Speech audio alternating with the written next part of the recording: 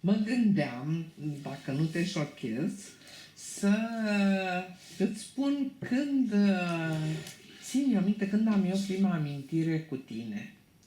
Era la Costinești, la începutul festivalului de la Costinești, și seara ne adunam în câte o cameră. Roxana Pană, cu Băleanu. Și tu cântai minunat cu Tamara. Cu Tamara, da. Îmi cânt și mie un pic? Ei, nu mai cânt acum. Nu. Deloc? Nu. O să, nu, altă dată vin cu chitara și facem, de aceea să-mi spui. Vai, ce frumos cântai. Vin eu la undeva. La televiziune. Măi, dar ca să venim în zilele noastre, acest festival de la Cluj, recent încheiat, a fost, după părerea mea, un arc de timp în cariera ta. Adică a fost în același timp Faliză de nisip și Câinii. Ceva, da. Faliză de nisip nu e la începutul carierei, tu aveai vreo 6, 7, 8 filme, printre care Mireasa din Tren, care a fost important și după aceea Faliză de nisip. Și ce ai făcut?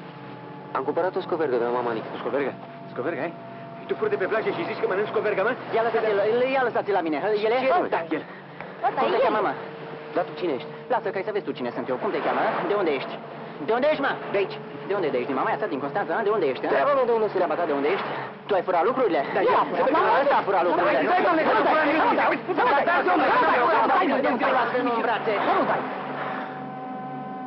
Tu ai revăzut acum la Cluj, Faliză de nisip? Acum nu, l-am văzut astă toamnă. Așa. De curând. Și cum te-ai simțit când l-ai văzut? Ce părere ai avut despre tine, în primul rând? E foarte...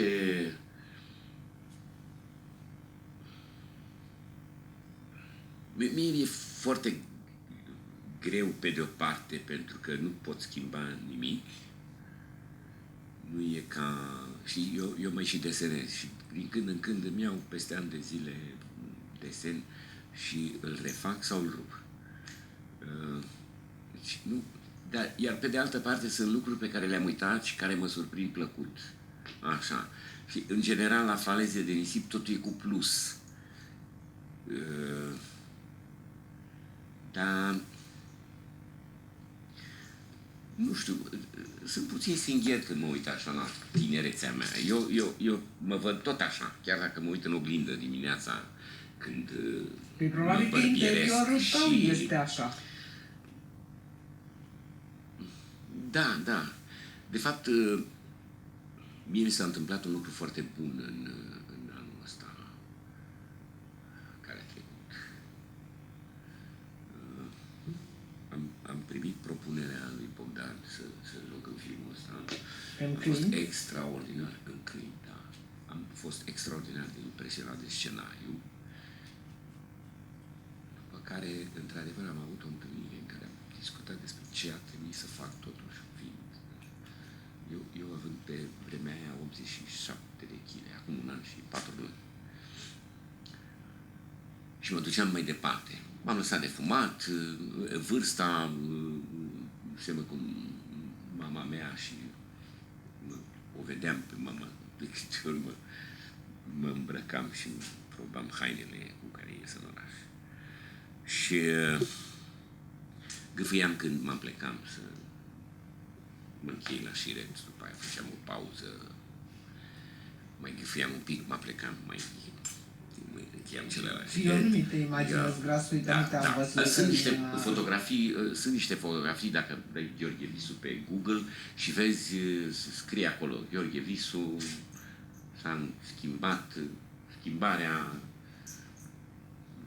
Și într-o bună dimineață ți-ai decis că trebuie să sărești? Nu, a venit ăsta cu filmul, că altfel nu mă duceam. A venit Bogdan și a zis că așa măcar 8 kg, ca să nu zic 10, a spus el. Și am slăbit, cred că din primele 3 zile s-a văzut, am nimerit un nutriționist foarte bun. Am avut perspectiva acestui film și o soție care a fost foarte atentă cu... Și n-a mâncat în nasul tău? Nu numai. Nu, da, nu numai, că putea să... Nu, dar important a avut ca omul grijă de lângă tine să țină gramajul, să-mi țină așa și aveam tot timpul suportul cuiva, și al soției și al producției care mi-a plătit, nutriționistul care m-a chemat să mă vadă și să vedem ce mai facem, și a ținut legătura cu... Deci a fost așa, într-un fel m-am simțit ca actorii americani care slăbesc ei când vor și se îngrașă când vor ca să-și facă filme. Asta a însemnat foarte mult. Dincolo de pregătirea asta a mea pentru rolul din Câini, mi s-a luat povara kilogramelor și fizic așa, dar și de pe creier. Există o fișă pe care ți-o face un cântar care te și feliază și îți spune câte lipide ai, cât mineral, câte proteine, câtă apă, și îți pune proporțiile, și vedeam că încep să ajung în proporțiile la optimal și cu raportul de astea, am înțeles târziu, raportul talie-șolduri, care trebuie să fie de 1 la bărbați sau puțin sub 1.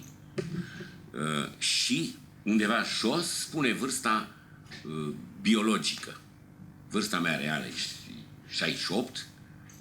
Nu, vârsta mea reală e 64. Da. Și aveam 68 de ani vârsta biologică, așa cum cântărea acum... Când erai gras. Sigur, ăla făcând niște proporții între lipide, așa. Când ai eram scăzut gras, și vârsta? am scăzut Odată până la ce- 63 de ani. Când am făcut filmul, ajunsesem la 62 de kilograme. Acum am mai pus ceva.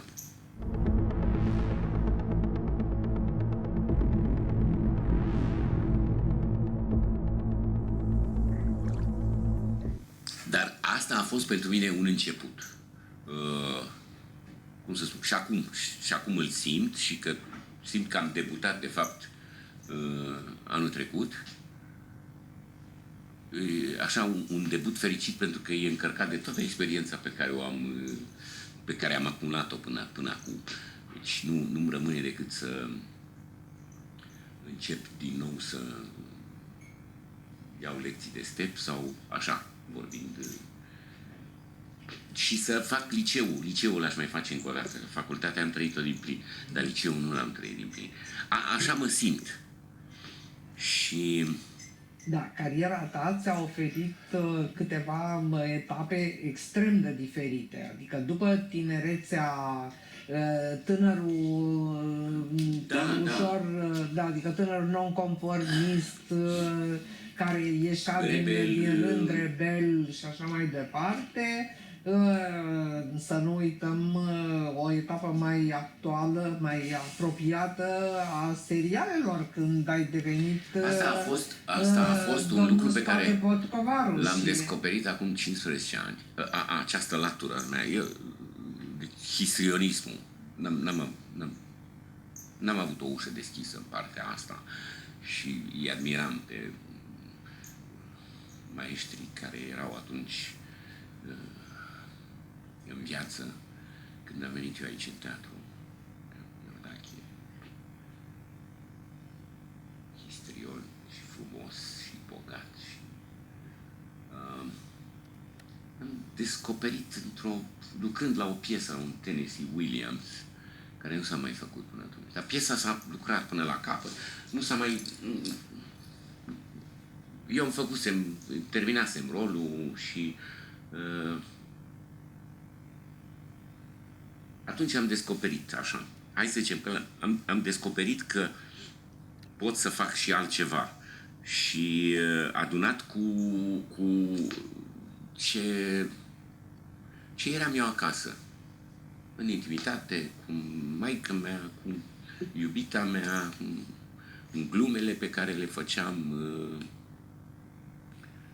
în cântecele pe care le cântam la un moment dat, că acolo am putut să, singur așa, nevăzându-mă nimeni acasă sau pe urmă într-un cerc de prieteni cântând și am găsit așa latura. Nu știu dacă acum m-aș mai putea întoarce la nimic.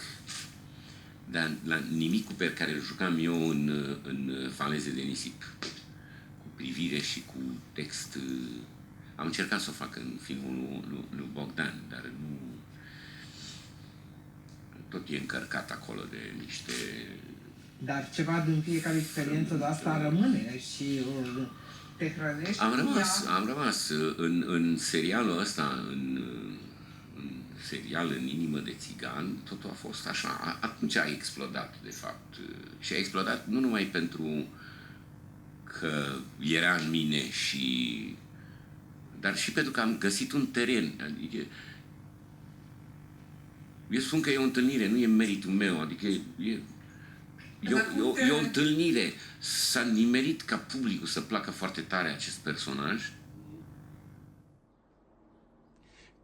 Ce mă bucură pe mine, Cristoșelul, e că, în sfârșit, am și eu un nepoțel pe care îl cheamă State. Sânge din sângele lui State Potcovaru, prin fetița mea, Sfânta Rosica, aliată cu o Sfântă Alianță, Dumnezeu să o odihnească pe Sfânta Alianță.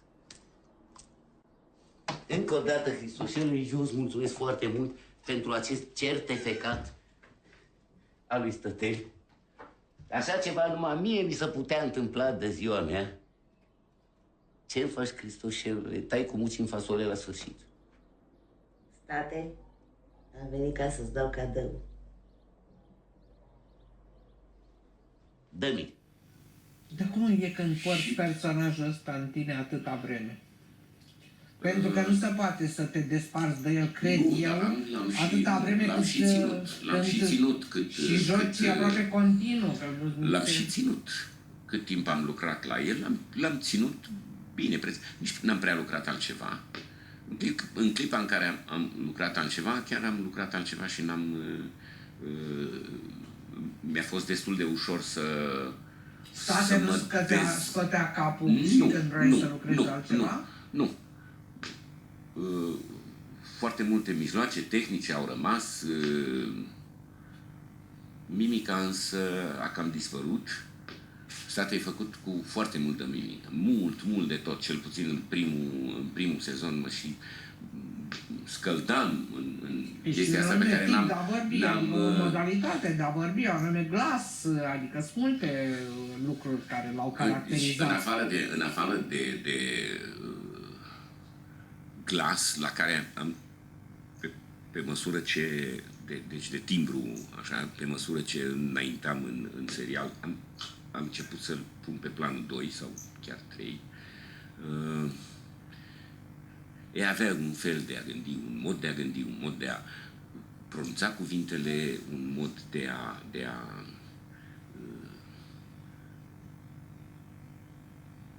raționa și de a explica fenomenele cu care se întâlnește în viață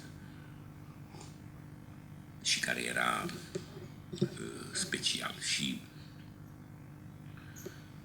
mi amintesc de o singură poantă pe care o uitasem și care a circulat 3 săptămâni fără... Există niște sintagme, Cristoșel și mai sunt. Cum o să meargă cu trenul să-l zdruncine clasele? Asta era... Dar mie mi s-a părut firească atunci exprimarea și ea a rămas așa în echipă acolo. Așa, s-a tot repetat, pentru că era o găseliță de atunci foarte... Dar pentru mine era firesc, așa. Asociația fiind făcută cu clasele de școală pe care le avea Cristofor. Așa a fost în mintea mea. Și oricum nu trebuia explicat. Deci, lucrurile astea au rămas pe undeva, dar așa cel mai mult folosește faptul că poți să explodezi în mai multe culori decât aveam până să mă apuc de personajul ăsta. Și am jucat în teatru fără să amestec lucrurile, dar mi-am folosit aceste mijloace și în rolurile care au urmat. Am încercat să o fac și într-un film, așa numai că aveam un rol prea mic. Ca să fac ceva acolo. Eu, Bogdan, lucram la moartea lui Ipu, ăla de partie și... Numai că el a făcut acolo pe două personaje. Da. Că erau două vedete.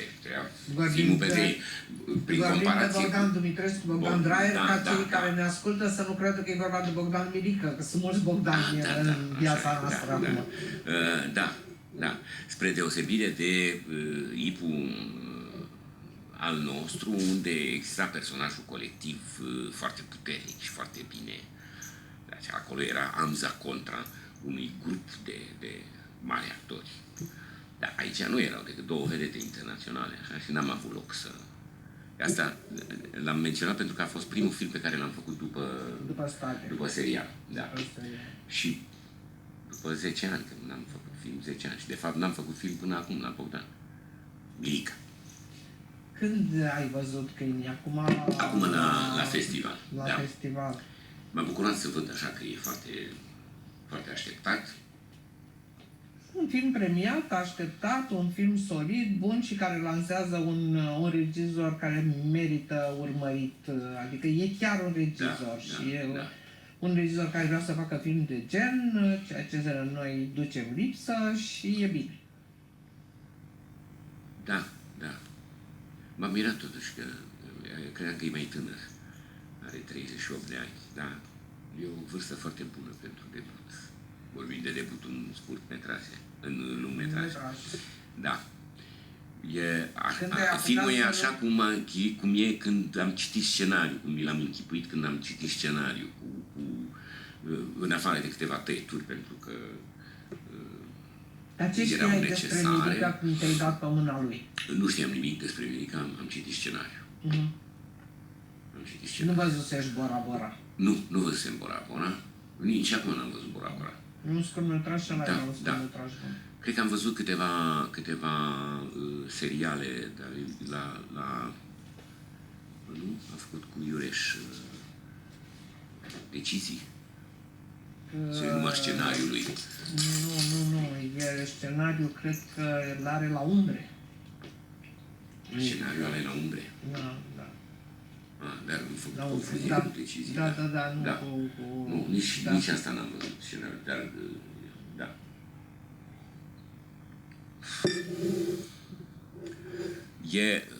A fost atât de deosebit de ce n-am citit foarte mult, mai ales din ultimele scenarii, dar tocmai citisem un scenariu care de altfel a și ieșit un film la rândul lui premiat, scenariul lui Radu Jude. Așa. Care Aferim Aferim, sau Aferim. Inimi cicatrizate, Nu, care îl face Aferim. acum? Nu, Aferim. Care l-a făcut acum. Da. Și când am citit pe asta lui Bogdan, mi s-a părut atât de ieșit din tiparele și din culorile cinematografiei noastre, că avem și noi o amprentă care se păstrează de la... degeaba fac ei și de acum o prăpastie așa între vechi și nou, pentru că păstrează foarte mult din vechea cinematografie. Înaintași și în vechea cinematografie al acestui nou cinematograf. Adică dacă ne gândim la Danieliuc, dar nu numai Danieliuc, ne gândim la dat și Duhul Aurului, ca să punem țintă, nu? Niște filme de gen, cu atmosferă, filme încărcate, filme... Și Landa și Duhul Aurului stau foarte bine. Nu mai spun de ilustrate cu flori de câmp, care, dacă ar fi avut șansa să meargă la câteva festivaluri, atunci... Da. Știi, există același subiect, nu? Cu 4 săptămâni, 3 luni și 2 zile. Același subiect sunt... Da. Eu nu pot să spun care e... Sigur că pe mine mă atinge foarte tare filmul lui Blair, pentru că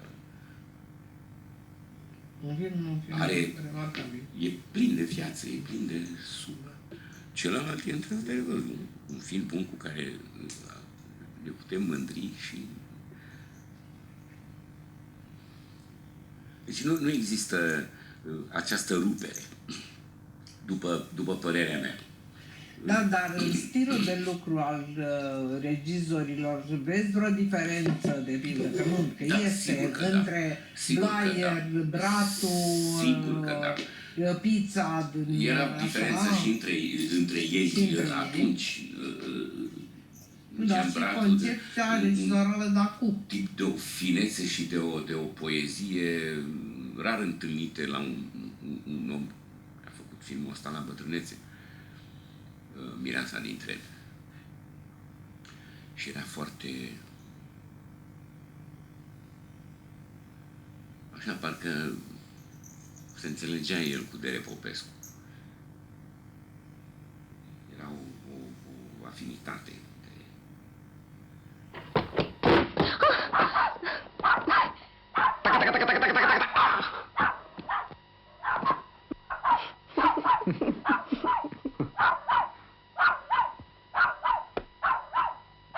Carolina, dacă nu deschideai, îmi venise o idee colosală. Ce idee? Să spargem ușa. La școală nu prea avea idei. Când stăteam amândoi Tu pe... să taci și să stai în banca ta. La școală nu-ți trebuie idei, numai așezut, să stai cu el în bancă. Așa că taci. Păi, tac. Păi nu, că nu te-am adus aici să taci. Napoleon Joc. Hai, treci pe balcon și cântă. Așa, ceilalți regizori cu care am lucrat nu sunt mulți. Ăștia de acum. Deci, eu n-am mai făcut film de 10 ani. Am lucrat cu Bogdan Dumitrescu Dreyer mult și la el se simte foarte tare școala italiană. Foarte, foarte tare. Ai lucrat și la... Unde la soare e... Unde la soare e frig a fost primul lui film. A fost primul lui Ăla a film fost și era un film primul lui cu două film. personaje și mie mi se pare un film foarte interesant și ceea ce făceați voi acolo, tu și cu A Oana mai Pelea, fost, era remarcabil. A fost dat la TIF acum 7 ani. Tot așa, un fel de reminder, nu știu cum să-i spun. Deci așa cum a fost proiectat Faleze de nisip, așa a fost proiectat,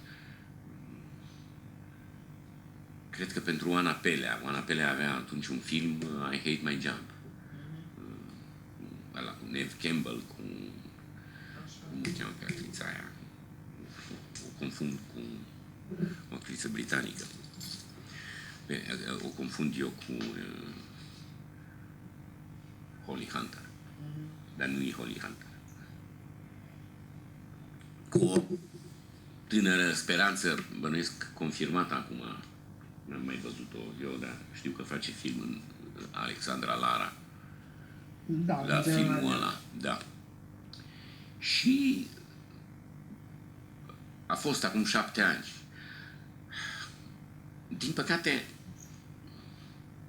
film cu 30 de spectatori în sală, bine, ăsta, Faleze de nisip a tot fost văzut.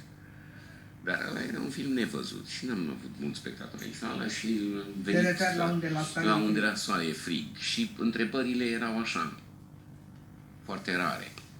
Ca și acum, bănuiesc că prima sesiune de întrebări a fost o proiecție la Victoria, înainte de proiecția de pe 3, a fost mai bogată, din câte am înțeles eu. S-au mai pus niște întrebări sau...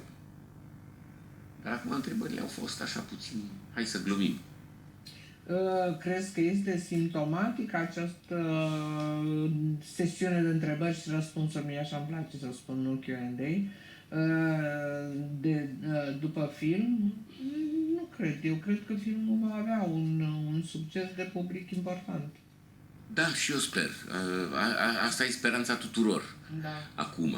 Să vedem totuși și la public. Noi putem să ne dăm seama care sunt filmele de noi, adică vorbești și tu și eu și cei din profesie, care sunt filmele de nișă, sesiunea de întrebări, filmele... cred că oriunde ar trebui să fie în alt spațiu și în alt timp decât cel imediat de după proiecție. Că și la festivalurile internaționale, la conferințele de presă, nu sunt foarte multe întrebări. Nu, dar este în alt spațiu, nu rămânem noi pe scenă acolo.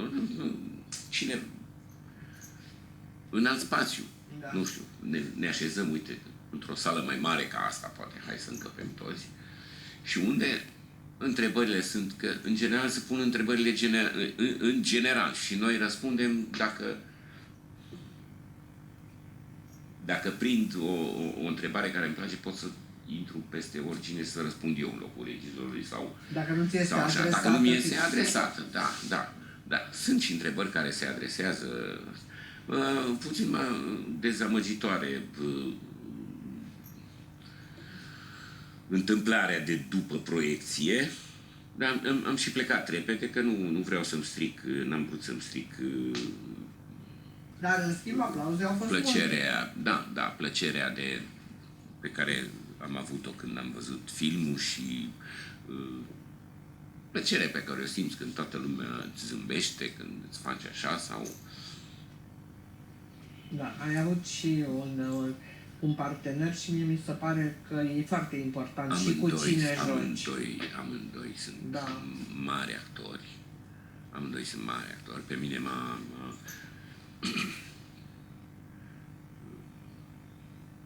știind cât e de bun, m-a surprins cât e de bun Ivanov. Știind cât e de bun, m-a surprins.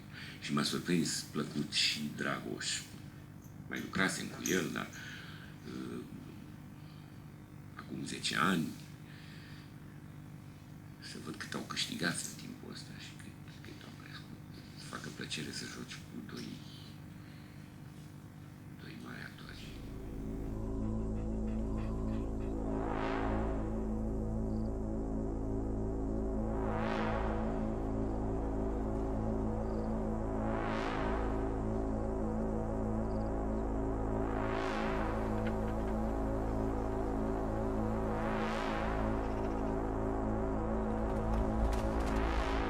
Dacă nu l-ai văzut, du-te să-l vezi pe Ivanov la Bulandra în cabaret, în Lilion.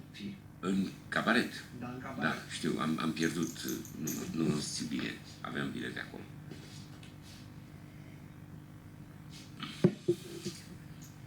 Și v-ați zis că după rolul ăsta ai vreo perspectivă? Nu, probabil că o să fie mai încolo, eu știu. Ei sunt și puțin, nu știu, nu-mi dau seama, dar sunt și puțin orgolioși, așa, dacă nu te duci la casting, dacă se știe că nu te duci la casting, dacă... Și vrei să zici că tu nu te duci la casting? Nu mă duc, pentru că nu mă simt ca lumea. Eu nu sunt în stare să fie unul acolo. Am fost la ăștia străini și m-am comportat absolut prostește, așa că n-are rost. După mine, castingul e important să vadă și important dacă treaba lor, e important, ei fac filmul, au nevoie de casting. Mi se pare important ca să vadă dacă există comunicare între parteneri. Eu am făcut casting la Bogdan, dar știam că vrea să facă filmul cu mine. Și atunci aveam am fost la fel de prost și de penibil la casting la Bogdan, pentru că stă unul acolo așa, noi pe scaune și eu cu Dragoș Bucur, hai, mai așa, apoi mă zice ceva, nu știu nimic despre personaj, ce să... Acum 20 de ani, poate, m-am la un englez care mi-a dat un text și am făcut o scenă.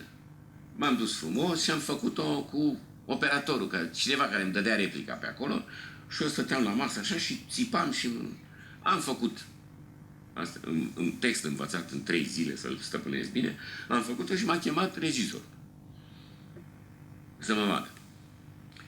rolul ăla, știu și cine l-a luat. Și m-a pus să fac altceva. Mi-a dat alt text să-mi explice. Acum boierul iese din... Era ceva cu Vlad Țepeș, cu cruzime, cu de-astea, Impaler. Cred că Pinte a făcut atunci ceva. Adică el era rolul românesc principal. Și acum iei biciul și dai în el și aici și mi-a explicat scenariul. Știu că ce vrei să fac eu acum? Păi să vezi că asta să te enervezi, să... Și am zis, nu pot. Dacă nu ți ajunge... vorbeam prin ăsta, dacă nu îi ajunge ce a văzut, zic eu, mai mult n-am ce să-i arăt. Nu se poate. Dă un colo de treabă. Adică, vezi ce fel de actor sunt, că am stat în ăla și am fost și nervos, am fost și cum vrea el să fiu asta și ce vrei mai mult să-ți arăt. Așa că să nu se supere nimeni pe mine. Dacă vrea să vadă ce fel de actor sunt, să vină la teatru și gata. Eu cred că după ce Clint se va lansa și după ce cinematografia va începe din nou deja filmul e văzut așa de specialiști, nu știu, poate că... Nu, dar nu uita că acest ultim concurs care s-a terminat la CNC scoate pe masă foarte multe filme. A fost o perioadă oarecum de și actori sunt destul de pentru mulți. că Dacă eu n-am făcut film 10 ani, înseamnă că nu se simte lipsa mea. Hai. Sigur că mă răsfăț un pic, dar e foarte posibil să mai treacă 10 ani până să fac un film. Numai eu să fiu sănătos și să țin atât. Nu. E foarte posibil. Televiziune mai fac și poate mai fac. Am și făcut asta toamnă, o chestie care m-a surprins de așa plăcut. Că uitați, am făcut-o în același timp cu filmul lui Bogdan. Și cu totul altfel de personaje, deși arătam la fel. Mă rog, sunt îmbrăcat altfel. Și m-a surprins plăcut. Am văzut piesa la televizor. Ce piesă e? Jocul de vacanță. Bogoiu, da. Cine umbla cu sfora mea? Dumneata ai umblat aseară la aparat. Păi da. Așa. Nu trebuia să-l dreg? Păi să-l dragi cu sfora mea?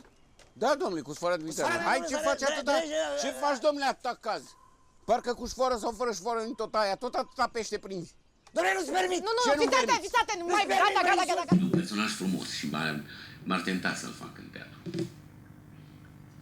Păi eu îți urez, ca să spunem așa, să ai cât mai multe proiecte cinematografice și teatrale care să te pasioneze și țin deschisă promisiunea ta că o să ne cânti. Da, ne întâlnim o dată și nu știu, trebuie să vedem cum facem cu microfonul, că eu mă inhib.